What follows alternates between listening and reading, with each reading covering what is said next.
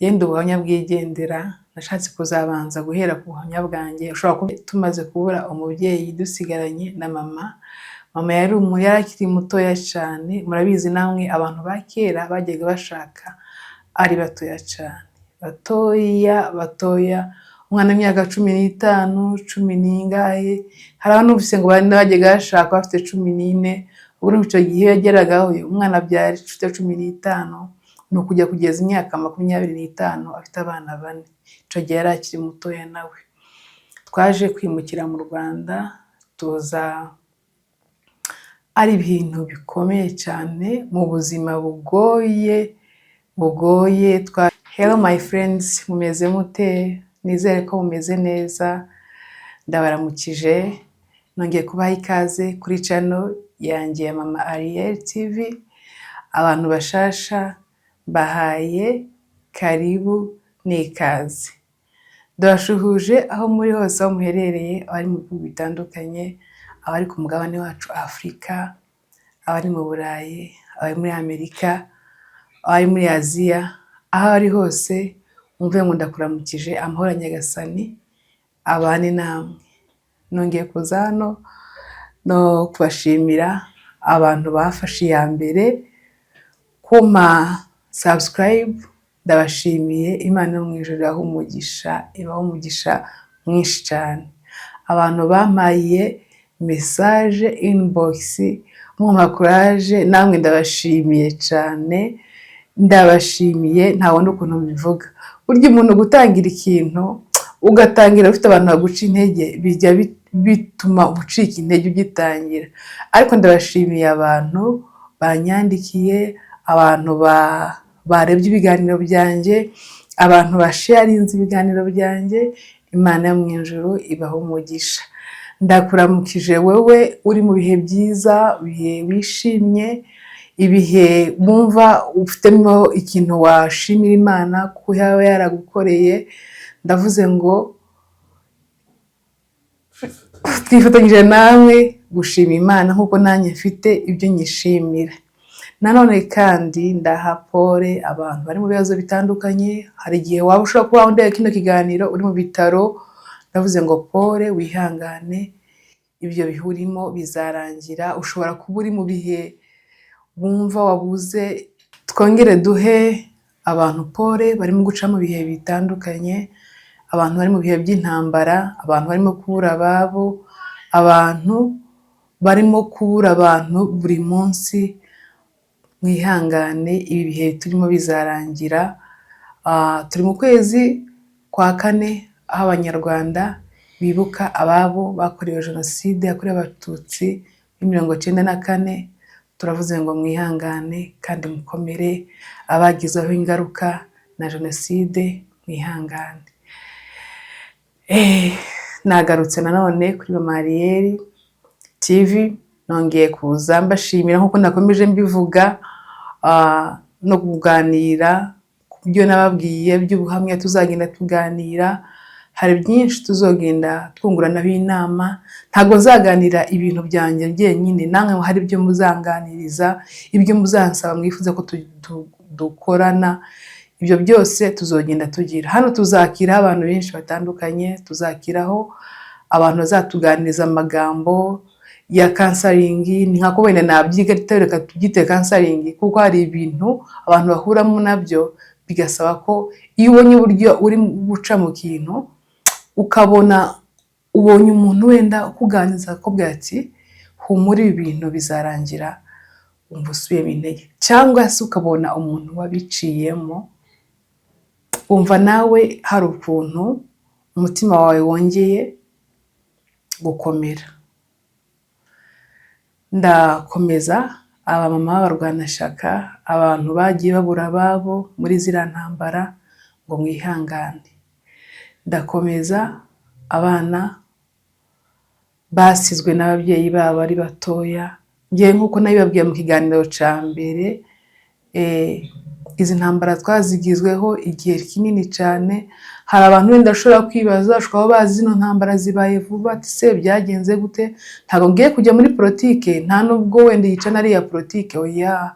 Ushobora kwibaza ati se kubera iki uvuga ngo intambara yakugizeho ingaruka? Ngewe nk'uko tujye tubyumva mu mateka, kuko bavuga ko ngo hari igihe abahungu b'Abanyamulenge bapfuye ari benshi muri 1998 Kinshasa. Rero icyo gihe nanjye nicyo gihe umubyeyi wanjye yitabye Imana, umupapa. Rwari urugendo rutoroshye cyane. Twe twasigaye turi abana bane b'abakobwa. Urabizi kiriya gihe mama yari umuntu mutoya cyane, ni njyewe wari imfura, twari abana batoya cyane. Ibyo bindi bita ngo n'indahekana, niko byari bimeze. Rwari urugendo rutoroshye, ariko twabonye ukuboko kw'Imana, nk'uko mubona abantu bakura bakabaho mu buzima butoroshe. Ushobora kwibaza ati se bano mu buki bivuga gutyo? Ntabwo twabayeho nabi pe, gusa uburyo twabayeho ni ubutangaza by'Imana. Nawe uri mu bihe ibibazo bitandukanye, wumva ntabwo ubona kuzabaho, ukibaza se ejo bizagenda gute? Komera. Twabonyeho Imana igurira abantu amazu. Hahandi bakubwiye ngo sohoka, Imana ikabivunjamo kugurira inzu.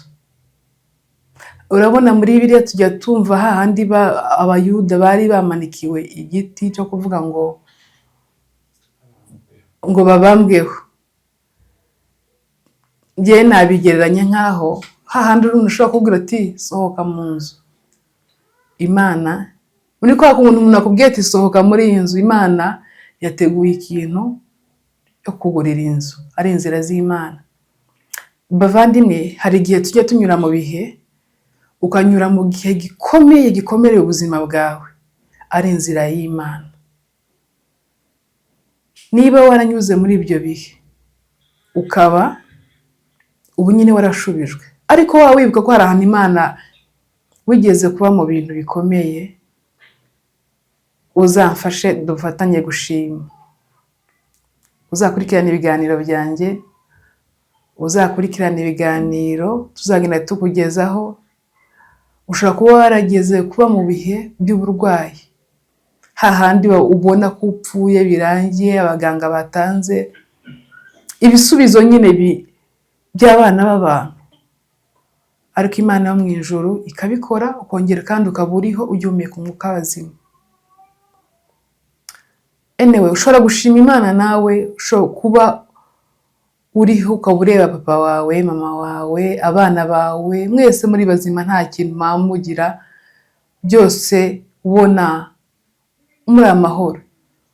Ugomba gufatanya natwe gushima Imana. Rero kuri iyi channel tuzagenda tuzanaho ibintu byinshi bitandukanye byo muri ubu buzima. Abakunda entertainment izaba ihari, abakunda ibintu bitandukanye muzagenda mubibona. Rero ndagusaba kunkorera share, kunkorera subscribe, kuduha comment, kuduha ibitekerezo ko tuzagenda tuganira, kuduha inama. Iyi channel ni ubuhamya, yenda ubuhamya bwigendera. Nashatse kuzabanza guhera ku buhamya bwanjye. Ushobora kuvuga ati wenda ntabwo biri interested, ntabwo ukumva ari ibintu bisanzwe, ariko ngiye kuri ngewe mbibona ari ibintu byafasha abantu abandi barimo kubicamo. Niyo mpamvu nahisemo gukora ino channel. Nkuko nabibabwiye, tumaze kubura umubyeyi dusigaranye na mama. Mama yari akiri mutoya cyane. Murabizi namwe abantu ba kera bajyaga bashaka ari batoya cyane, batoya, umwana w'imyaka 15, 10 n'ingahe. Hari abantu bise ngo bajyaga bashaka bafite 14. Ubwo icyo gihe yageragaho umwana byari 15, ni ukujya kugeza imyaka 25 afite abana 4. Icyo gihe yari akiri mutoya nawe. Twaje kwimukira mu Rwanda, tuza ari ibintu bikomeye cyane, mu buzima bugoye bugoye, twaje dusangaho hari data wacu wundi wari uhari, tuza tumusanga nawe yari ari mu buzima bugoye pe, afite abana benshi bikubitireho abacu. Byari ibintu bigoye mw'abantu bigoye cyane, kuvuga ngo kurera abo bana, kugira nta kazi, nta na kimwe gihari, nta na kimwe gihari, byari ibintu bigoye cyane. Twaje tubaho ngaho ari ubuzima, ni ukuri ubuzima nyine ubona, bwa buzima ubona nta hejo hari heza. Twabayeho ngaho ariko tubona ukuboko kw'Imana. Ndibuka twabaga mu nzu imwe twese, twari tuvuze muri abo bana nyine tuvukana harimo abari bageze igihe cyo gutangira ishuri, ariko byabaye ntago twigaga, byabaye ngombwa ko ntago twigaga kubera nyine kondisiyo twari turimo. Tubaho ngaho noneho ndibuka abantu nyine bandi twari duturanye bakaza nyine bakareba hari ahantu abana benshi, abantu nyine bibasa hari ahantu kwa abana benshi, urumva twebwe nabo bandi bo muri famiye. Noneho hakaba hari umuntu twari duturanye w'umuzungu. Uwo muzungu aho twabaga hari ku muhanda, noneho umuzungu agiye haca n'imodoka, noneho yareba akabona abana benshi cyane, noneho byabaye n'amasaha abandi bagiye ku ishuri, twebwe akatubona aho ngaho, akibaza bano bantu bite byabo, atwibazaho byinshi cyane bitandukanye. Ngo arangize aza kubaza umwe mu bakozi biwe, wazambarije ko yarantumye mubona abana batajya ku ishuri kandi abandi bana baba bagiye ku ishuri, biba bimeze bite? Nuko wa muntu akora research yiwe wenyine, aza kumenya ko ari abana ngo b'umugore w'umupfakazi. Aragenda abwira wa muzungu ati bambwiye ko bari abana ubona ni abana b'imfubyi, ni abana b'umugore w'umupfakazi. Umuzungu ngo abyumva arababara. Buriya mwa bantu mwe, abazungu wenda mwege harimo abantu abantu mubizi cyane baba mu bihugu by'abazungu. Abazungu ni abantu bagira emotion cyane kuruta twebwe abirabura. Sinzi wenda muraza kumpa ibitekerezo mume comment aho ngaho. Yarabibonye arababara. Ati niko bimeze ati. Tese nta kuntu mwampa ura mama namubona gute? Ubwo yari arimo kuvuga mama. Namubona tukaganira. Ati nta kibazo twamubona. Nuko mw'abantu hahandi bajya bava ngo na nyuma zero Imana irakora. Nukuri twarabibonye Imana ikora. Ngiye wababwira wa muntu we wabona nta nzira ufite y'ikibazo urimo kunyuramo, ukabona mbese nyine uri mu bihe bikomeye, humura hari Imana. Imana igica inzira aho zitari. Imana igihindura amateka y'umuntu ku munota wa nyuma.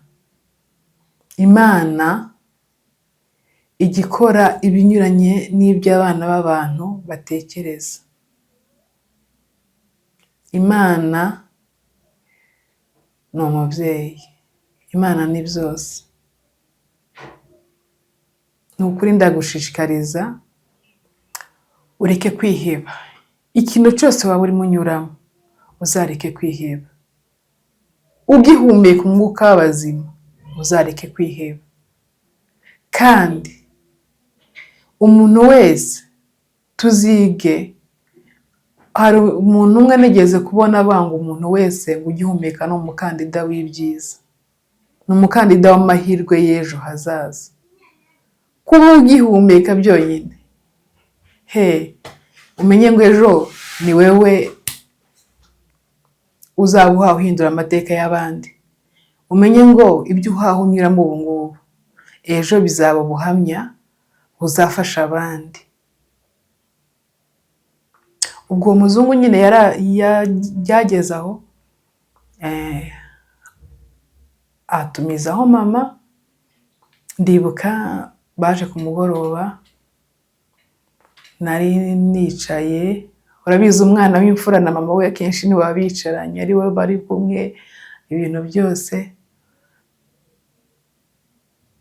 Twicaye tugereke dutetse hanze, ndibuka hari ku mugoroba, tugereke tubona umuntu aje ahamagaye mama ati ngwino hano baragushaka hariya kwa Nyamuzungu. Twajya tubwita ngo ni Nyamuzungu. Twagize ubwoba mu by'ukuri, twagize ubwoba, twikeka se twakoze ibiki, byagenze gute. Urumva nawe ahantu hakomeye baraguhamagaye, ntiwabura urwikekwe, ariko zari inzira z'Imana. Reka